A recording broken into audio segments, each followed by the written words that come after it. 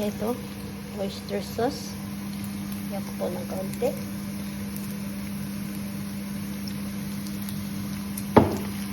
Takpan natin ang matapon. Then, konting patis.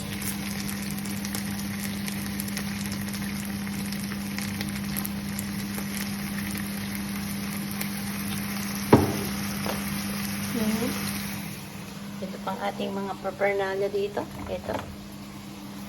Asia dark soy sauce.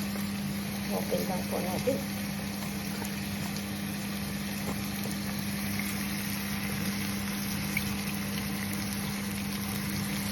Yan. Haluin.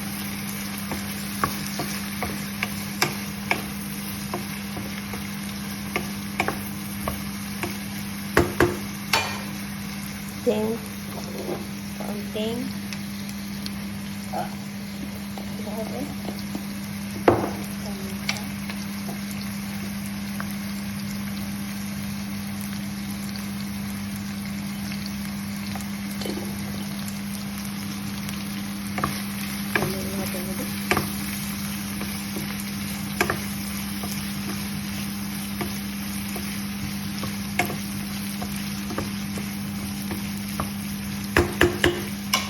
Bigyan ko ng konting sabaw para lumambot ng karne.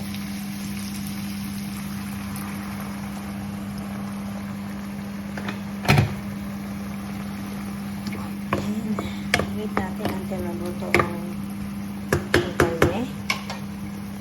So, balikan natin in maybe 5 minutes. Now, after 5 minutes, ito na siya, malambot na yung karne. So, lagay ko ng mga gulay. Nahugasan ko na po yan. So, lagay ko ng lahat. Lagay natin. Lagay. Lagyan ko siguro ng kaunting sabaw. Kasi parang kulang naman siya. Then, takpang ko lang. And then, wait until just may repolyo po pong sasama. Tapos lumambot ng ibang gulay. So, we'll be back for 5 minutes again.